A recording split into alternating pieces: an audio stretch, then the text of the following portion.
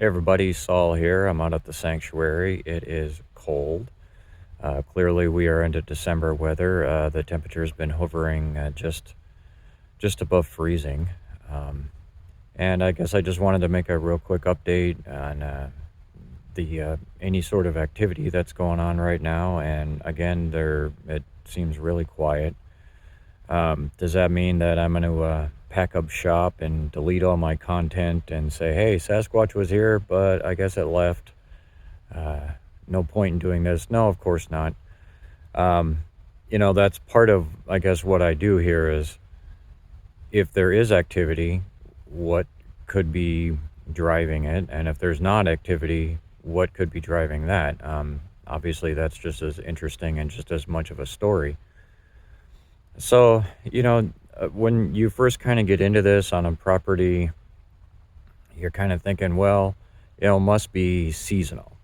Um, they come down during these times when there's berries or when the fish runs are happening, something like that. And I think there is an element to that, but again, with this species, we always have to take into account the fact that most of the times our interactions with them are on their terms. Most of what I experience and talk about on this channel uh, are things that they're deciding. They're deciding when they want to make noise, when they want to move an object, communicate with me in some way. And so they could be, living 2 feet from the trailer, and if they don't want me to know, I'm not going to know.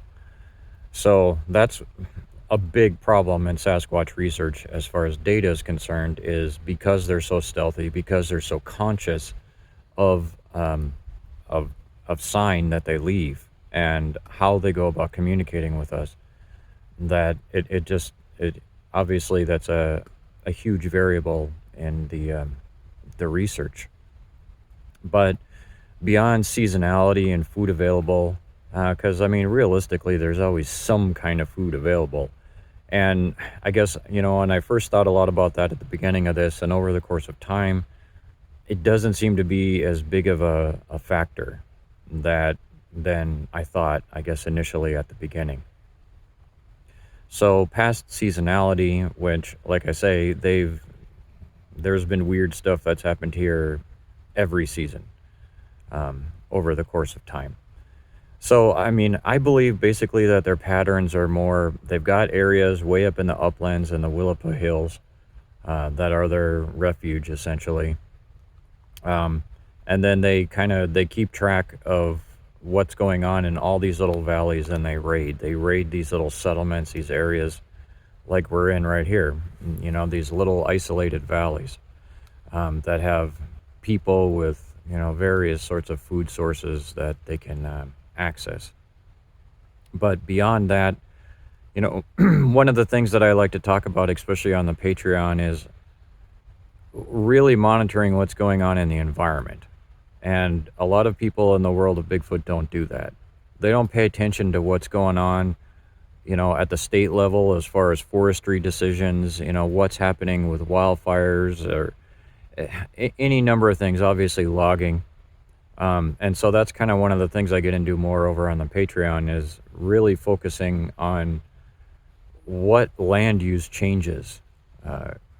How does that impact these? I mean, we know it's going to impact them. And I think one of the things that it does is it kind of reshuffles them. Like when they've got a bunch of activity going on in their areas, they need to kind of keep track of everything. So they've got to be kind of moving around and watching to see what exactly we're doing where. So for instance, here we've got logging going on down the road. There's a new neighbor that's kind of doing a little bit of small development up the road. Who knows, how much time they're spending in the woods, what they're doing further back onto their property. But the other thing too is just with the ongoing drought. And I'm going to do some posting over on the Patreon about that, because even with the amount of water we've been getting in this part of the Pacific Northwest, I mean, it's going to take a lot for us to get out of those drought conditions. So how much has that kind of shifted their patterns, their range, the timing of their movements, all of that kind of stuff. So that's really kind of what I'm interested in. It seems like we haven't had a lot of activity going back to, say, you know, the summer, the early fall, we were, you know, there were still things that are bizarre that were happening, but it's been pretty quiet lately. Like I say, I mean, I can't say that they don't come through, but I don't think they've been hanging around. We haven't had any bones or anything like that. I mean, again, as far as that sound a couple weeks ago, you know, again, I can't say that it wasn't them, that they weren't moving through, so that's why I documented, but it just doesn't necessarily feel like they're here. So anyways, that's my update from the sanctuary. Like I say, you know, I want this video so that next year if something does happen, I can go back and, you know, or if it doesn't, I mean, this is what we're looking for as patterns. And with these creatures, they are very difficult to pin down, and obviously obviously otherwise we would like know exactly where they were and we would go hang out with them. But it doesn't seem to be that that's something that they really want from us, and so here we are. All right, thanks for tuning in.